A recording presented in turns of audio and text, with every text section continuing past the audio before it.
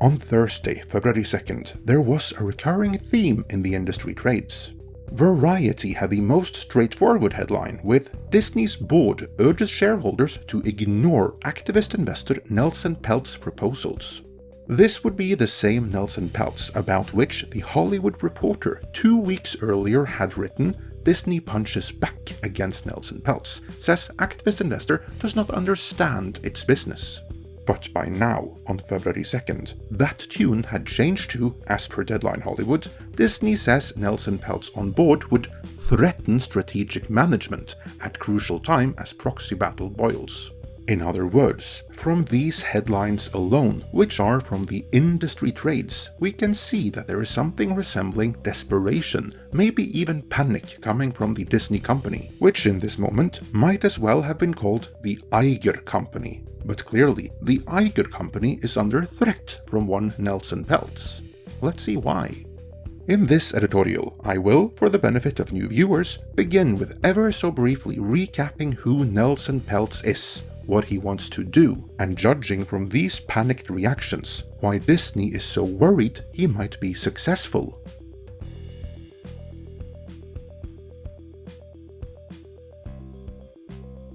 I already covered this in greater length in an earlier video. Click the link in the description or on top of the screen for full details, but to ever so briefly recap.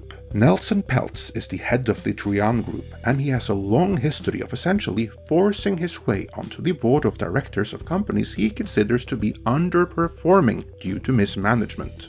Once on the board, he then uses that position to influence change in how those companies are run, after which those companies tend to deliver better offerings to their customers, which in turn brings in more customers, more revenue, and therefore more value and dividends to the shareholders. So it's a win-win all around, and capitalism working at its finest.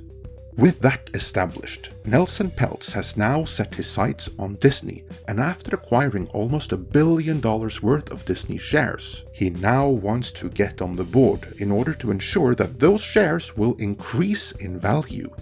But the current board members, many of whom are Bob Iger acolytes, as well as the entertainment media complex, don't want him there.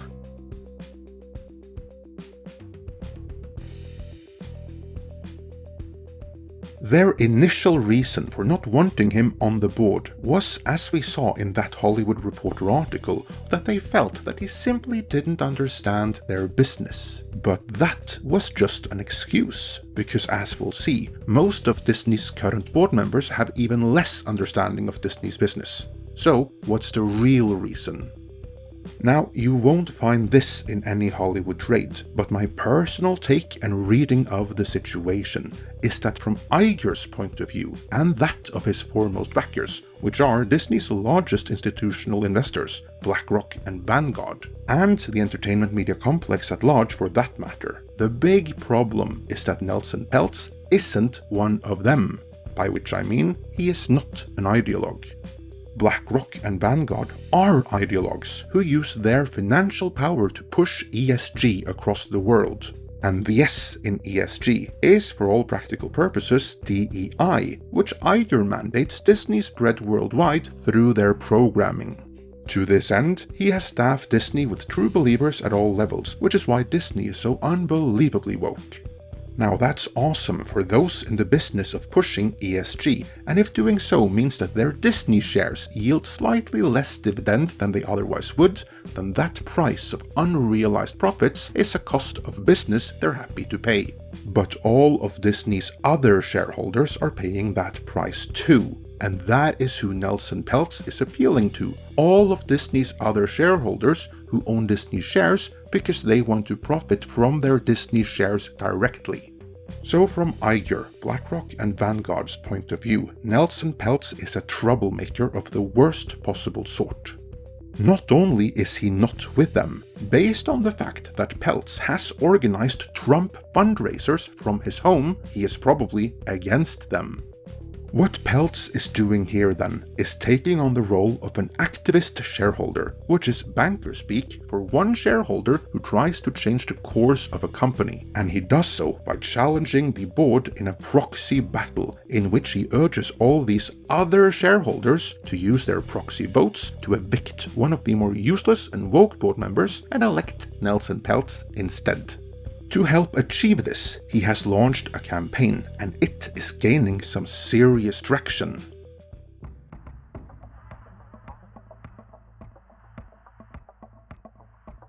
Peltz's campaign is called Restore the Magic, and it even has an extremely well put together website which uses hard numbers to detail just how badly Disney really is underperforming, and it even quotes notable industry figures to this end. And of course, it breaks down how Nelson Peltz aims to fix the situation. Even worse than that though, he also sent a letter to all of Disney's major shareholders, which, like the website, is worded in an extremely professional manner. Yet, within the category of professional, it is still quite blunt, containing passages like, "Disney's executives and directors do not want Nelson in the boardroom. Based on our experience, we believe they don't want to be challenged, answer hard questions, or have robust debates. They prefer the status quo." Now that's a direct attack on Iger and his partners in crime. But shareholders need someone in the boardroom who is experienced enough, committed enough, and objective enough to insist that Disney live up to its full potential. For his part, Nelson wakes up every day trying to find ways for Trian's investments to generate the best returns. The current Disney directors wake up with challenging day jobs, building cars, selling clothing, processing credit card transactions, sequencing genes. That's a dig at Disney's current board of directors and how they aren't qualified enough to stand up to Iger and his cronies. And this also disarms the claims that Disney tried to level against him about not being qualified. The letter continues, "All important things. But these accomplished directors are busy, and we believe they cannot possibly focus sufficiently on Disney to ensure that 2023 and 2024 are nothing like 2022.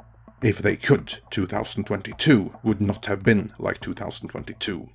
While still professionally worded, this is nonetheless such that someone needs to come in and wipe the blood off the floor, because that's about as brutal a takedown as it gets in corporate vernacular.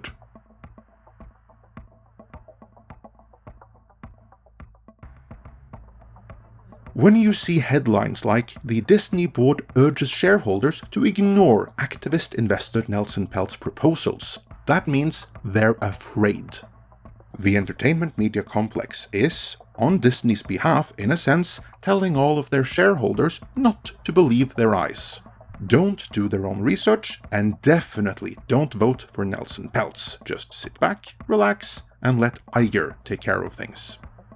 So, do you think the shareholders will sit back and relax like Iger wants them to do? Or is Iger about to get some major challenge in the boardroom? What would you like to see happen? What do you wonder about this situation? Let me know in the comments.